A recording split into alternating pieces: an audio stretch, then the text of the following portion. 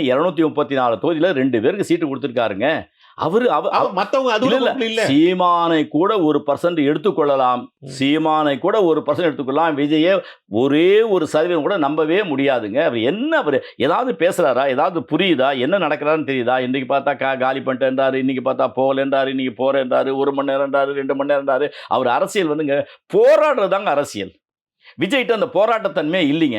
கரூர் சம்பவம் நடந்து 72 நாள் வீட்டில் போய் லாக் பண்ணிட்டாருங்க. அதுவா ஒரு அரசியல்வாதியுடைய விஷயம். அவரை நம்பியா இந்த பிராமண சமூகம் உள்ள போக முடியும்?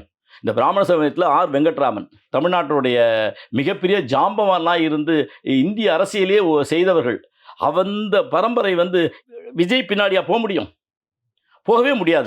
யார் மேல தான் போகணுங்கிறீங்க? இல்ல நம்பகத்தன்மை வரணுங்க. நம்பகத்தன்மை வரணும். விஜய் மேல நம்பிக்கை இல்ல. இந்த சீமான் மேல நம்பிக்கை இல்ல. சீமான் மேல நம்பிக்கை இல்லைன்னு சொல்ல. சீமானை இன்னும் உற்று நோக்க வேண்டிய நாட்கள் பல இருக்கின்றன. இந்த 4 மாத அரசியலை வைத்துக்கொண்டு சீமான் பின்னாடி நாங்கள் பயணிக்க முடியாது, பயணிக்க மாட்டோம். ஏனென்றால் 6 மாத குழந்தைங்க. இந்த எலெக்ஷன் என்ன ஒவ்வொருத்தரும் எலெக்ஷன்ல ஒரு ஸ்டாண்ட் எடுக்கிறாங்க. அவர் ஏன் இந்த ஸ்டாண்ட் எடுத்தாருன்னு சொல்லிட்டு அவருக்கே புரியாத ஒரு புதிர். ஆனால் பாராட்டத்தக்குரிய 6 பிராமணருக்கு சீட்டு கொடுத்திருக்காருன்னு சொல்லி எங்களுடைய கம்யூனிட்டி வைஸ் நான் பெருமைப்படுகிறேன், வாழ்த்துகிறேன். ஆனால் அவர் பின்னாடி போய் பயணம் பண்ணணுன்றது முடியாது.